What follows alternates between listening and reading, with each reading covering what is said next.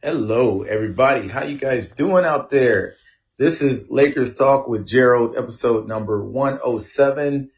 Are we excited? I know I am. Man, if you guys ain't excited, if you're not hyped out there, then I don't know what to say.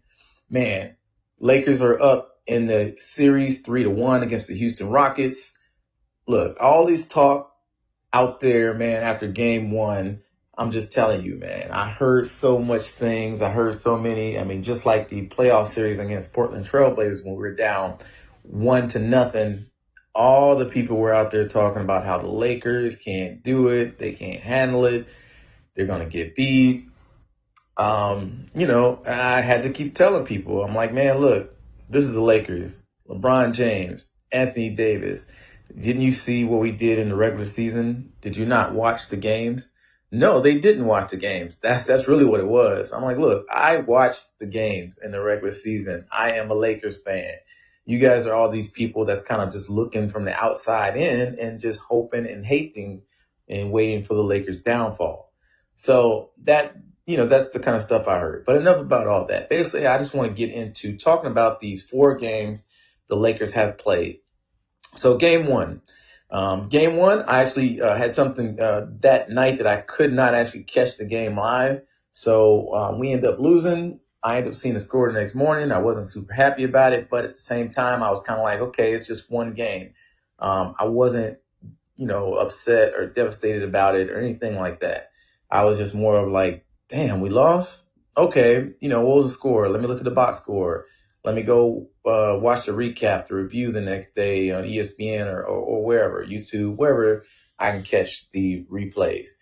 But I wasn't upset. I was like, okay, cool. I can't wait to game two. Of course, we definitely got to win game two. Ain't no ifs, ands, and buts about that. We got to get this victory number 2, and then we'll go from there. So then game 2 comes, and man, we have an incredible game from Markieff Morris. He comes out in just first quarter, I believe, knocks down 4 out of 4 3-pointers, man. He's just going crazy, and we're just running the Rockets out the building in the first quarter, in the first half, really. And he was a huge lift for us. But we were just balling out that first half, played with all kind of energy. We're up by 21 or so points, and we were just running on all cylinders, playing super great ball. I was loving it. I was excited, happy about the game. Altogether, the second half, Houston did storm back. That's the thing about Houston. And I was thinking myself, I wasn't getting super excited and super cheering, in the first half, because I knew, even though we were up by 21 or so points, I knew Houston could come back in a snap. They shoot so many 3-pointers, and they can go on a run easily. And sure enough, in the third quarter, they went on a hell of a run. They knocked down a bunch of 3-pointers.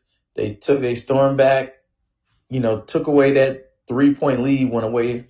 It was gone. That 21-point lead was gone after all their threes. And I believe at one point they even took a 5-point lead or something like that. Now, we got it to within 2 points, by the end of the third. So they outscored us something like 40 to 18 or 19, something like that. They outscored us. It was crazy. They outscored us pretty bad in that third quarter. But fourth quarter comes, and sure enough, we don't fold just because they come back. We're not giving up. Sure enough, so that fourth quarter comes, and we do our thing. We got help of, different players, Rondo, Kuzma, even I believe Markieff and those guys. We did our thing, and we were able to come out with that victory at the end of the day. Even though they came back, it is what it is. We still got the victory. So that was game 2. So game three, that's when, and I failed to mention that game 2, man. We also had playoff Rondo. Or actually, was that game 3? Either way, playoff Rondo came out, everybody. Look, in this series, everybody always thinking, when he came back, there were some people in the regular season that really didn't like Rondo. And he really did have he wasn't that great defensive-wise in the regular season. His plus-minus wasn't that great in the regular season. But guess what? Playoff time, Rondo, his plus-minus is crazy. And I heard a stat the other day. They said Rondo's regular season I guess, PER versus the playoff PER is like the highest in all time or something like that. His difference is crazy. And so that shows you that he really makes a difference. He is plus minus, and I think it was game 2 or 3. He was a plus 28. And then overall, it's just been huge. So, and then playoff LeBron shows up and just goes crazy in game 3. He ended up at the end of the day scored 36 points. I think he had something like 10 rebounds, 5 to 7 assists. But the huge thing was 4 block shots in the third quarter. I mean, even before the block shots, he had 29 points in the first half alone, just was going crazy, knocking down shots, going to the rim, doing whatever he desired to do.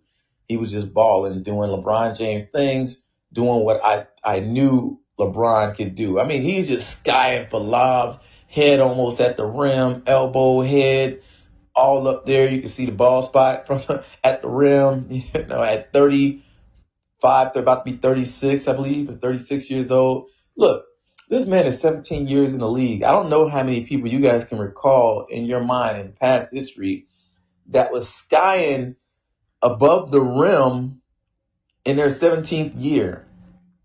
I mean, if you can go back and look at these slow-mos of these dunks he's doing at 17 years in the league compared to when his first year in the league, he's getting at the same spots. That's crazy.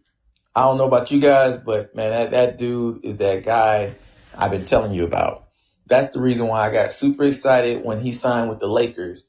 That's the reason. He's a superstar. He's a all-worldly NBA mega star. It's not just about the stars, what he does. I mean, in the big moments, he does not. I mean, that's what a superstar, one of the greatest of all times, will do. When the big moment comes, they step up. They're that rock. They do what they need to do. They show everybody, like, look, I am that man. I know all you young people out there. I know Antetokounmpo is getting these MVPs. I know he's getting these defensive players of the year. I know Harden is scoring all these points and leading the league in scoring.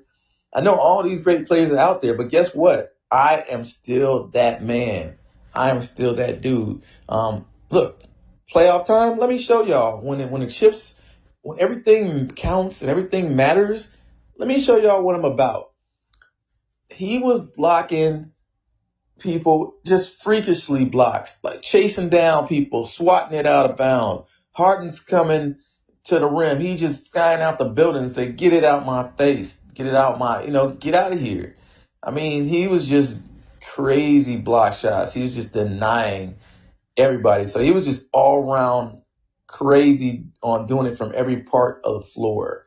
I mean, I'm telling you, 36 something points. So scoring wise, he couldn't be stopped. Defensive wise, he's skying all over the building. Lobs where his head's at the rim. His arm is, 3 feet above the rim. Yeah, man, I'm just saying. So LeBron James balling out. Rajon Rondo doing his thing. Rajon Rondo, playoff Rondo is there too. Nearly had a triple-double, I believe, in that game also in game 3. And we got that victory. So we were up 2-1. So then come the game last night, game 4. I saw Stephen A. Smith predicted, he said he believed the Lakers were going to win a series in 6, but he said Rockets were going to win game 4. Nope. Sorry, Stephen A. Smith. Lakers said, no. We are still that team. We are, they were hustling their butts off in the first half. They were just all over the place. Their defense, one big difference in this game versus the other games is that we started Morris instead of JaVale McGee. So we actually committed on that small ball lineup, which we hadn't done all season. That's the first time that if JaVale was healthy, that he did not start. So, and he actually did not play at all in the game along with Howard, because we just fully committed with small ball in this game. And we were balling in the first half. We were playing really good defense. We got up pretty darn big at one point. Our highest lead in this game was 23 points. We led by 16 at the half. And we continued that in the third, just playing really, really good ball, playing really good defense. We even had a Talon Horton Tucker sighting, I believe, in the third quarter or for third period. I mean, and so we that was surprising because he hadn't got any run time. I mean, think about it. In the entire season, he only played 6 games. And I believe most of those games came in the bubble in those, the regular season, or excuse me, in the bubble regular season, quote unquote. So, I mean, most of the year he was in the G League. We didn't even need him because we had all these veterans. So, but we this into the bubble with us, a 19-year-old rookie, 6'5", with almost a 7-foot wingspan or something like that. Supposedly he has all this talent and this, all this upside. So Bogo gave him some run time in an important game. And so he came in there and he played really well. And I think he played only 7 minutes, scored 5 points, hit a 3-point basket, had a beautiful, nice drive on Harden and a little fake dipsy-do and layup on Harden. It was nice. It was great to see. LeBron James got up and was excited and pumping him up. And that was a beautiful thing to see. I really enjoyed seeing that. Talon Horton Tucker. And I like when coaches do that sometimes. I think like all the great coaches used to give their young rookies like a little bit of play in a big playoff game, just to, get them a little bit of experience. Not much, don't leave them out there for a long time, but just to get them a taste, go out there, young boy, go do some things. And Talon Horton Tucker got out there, didn't shy away in a big moment, hit a big shot, had a good drive, got a rebound or two, and then, he came out the game. But I like to see it. I like to see that kind of thing. Good job, Vogel. Appreciate you for, giving that rookie a little bit of shine. And, I've heard some other, analysts out there that even said, there's other players and veterans on that bench that could have easily got that playing time. And so you saw the Lakers players cheering Talon Horton Tucker on when he scored, when he was getting those baskets in that big moment. And that's good for the young fella, to see that guys that could have been getting this run that probably are at a higher position than you, they are. And they probably deserve those minutes maybe more than you did. But the coach understood the moment. Those veterans understood also that, hey, this is, needed for this rookie. Those other guys know their roles and they're going to get their minutes when their time comes. But anyway, at the end of the day, look, we were up big come the fourth quarter. I don't know if that we were gassed or we just kind of took our foot off the gas.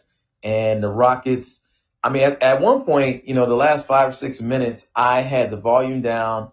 I was, I think I might have been talking on the phone. I had the game on, but I knew we were up big. And so I was just kind of waiting it out, watching as I'm talking. I wasn't really listening. And the next thing I know, I see the Lakers miss a shot. Lakers make a turnover. Rockets hit a 3-pointer. Lakers another turnover. Rockets another 3-pointer. And I'm like, wait a minute. I even turned. I was like, wait, what the hell's going on? I got off the phone. I turned the volume up because I'm like, what? I'm like, wait a minute. Next thing I know, we're only up by 10. And I'm like, what's going on? What are the Lakers doing? Why are we not going hard to the basket, trying to score? We're just throwing a little, everybody was. LeBron was throwing turnovers, just throwing the ball away, not being aggressive. Just, I don't know. I was like, what's going on? And literally the Rockets got the score all the way down to within 5 points before we got Caruso to knock down a 3-pointer in the corner to kind of seal it up with less than a minute left. But, it did make some people kind of uneasy, a little nervous, and including myself, like what is going on? Rockets can, make up, even though we were down, they got within 5 points within less than a minute left. Rockets, all it takes is 2 3-pointers. And that's easy for Houston to knock down a couple 3-pointers within 30 seconds. That's nothing. That's easy work for them. So good thing, we got Caruso stepped up. LeBron drove, kicked it out to Caruso in the corner. Caruso swished that 3-pointer, to give me some peace back and make me feel a lot better about where this game was going. And we ended up basically, at the end of the day, we We end up winning that game 110-100. Close it out, even though it sucks to see them give up such a big lead and let them get close, giving Houston a little bit of life. But we still got the victory. We still got the win. So at the end of the day, that's what matters the most to me, is that we got that victory. We're up 3-1. All we need is one more to make the Western Conference Finals. Everybody, look, just because we only need one game, but guess what? We got to come into that fifth game like really, really playing harder than we've played in these previous games, because Houston is going to be, they have nothing to lose, basically. They're going to be coming out firing. We gave them a little bit of life at the end of the last game, showing that, oh, we could come back. They know in 2 different games they've had the ability to come back from being down big with us. So, we have to come out just putting our foot, we just got to put it on their back. We got to really go at them hard. We got to come out. LeBron's got to be just going super aggressive, I believe. I think Rondo needs, he's going to be there. I think we're probably going to go with that small ball lineup again with Markieff Morris. But we can't give them any life. I think we need to come in and close it out. I think we do have what it takes. LeBron James understands the big moment. Anthony Davis understands. Rondo understands. And that coaching staff understands that we're going to have to come out trying to just take it away from them. Don't give them a chance to win a game and give them any kind of hope. All right. Lakers fans, I hope you guys are excited at least where we are right now, what we've been doing. Once again, we were up 3-1 on the Houston Rockets, 1 game away from the Western Conference Finals. Look, the same thing with the Clippers. The Clippers are up 3-1 against the Denver Nuggets. They play their game 5 tonight. Most people think they're going to close that out. And if, we hold to what we're doing and close out our series, everybody is going to get what we wanted. Everybody's going to get what we expected. The Lakers versus the Clippers. That's going to be the series to watch. That's going to be the series to talk about.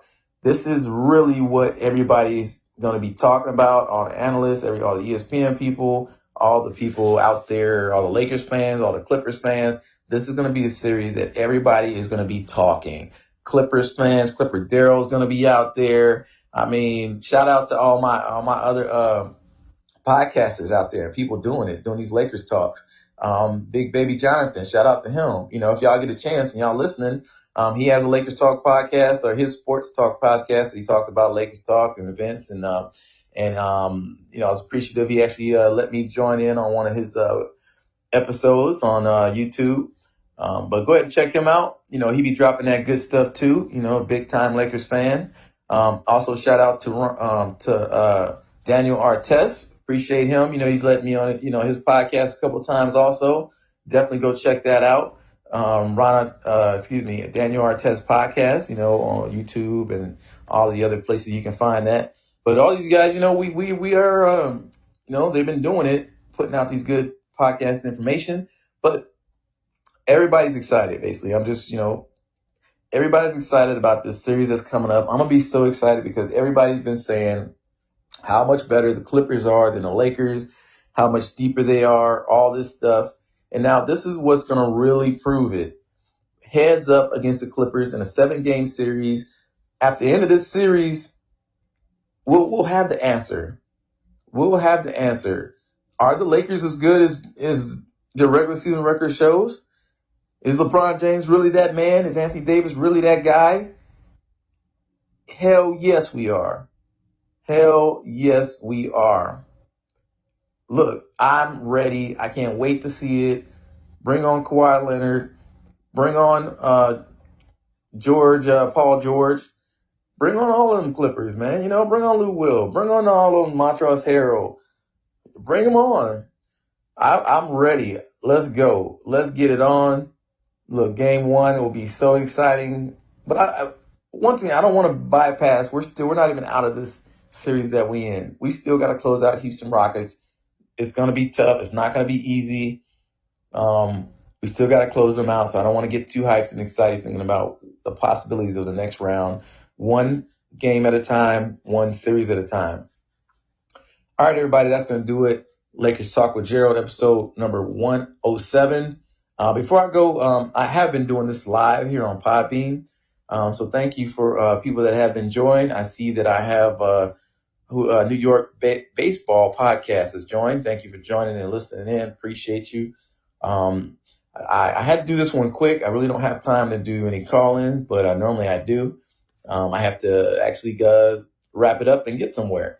But thank you for joining and listening in. Everybody out there, Lakers Talk with Gerald, episode 107. Check me out.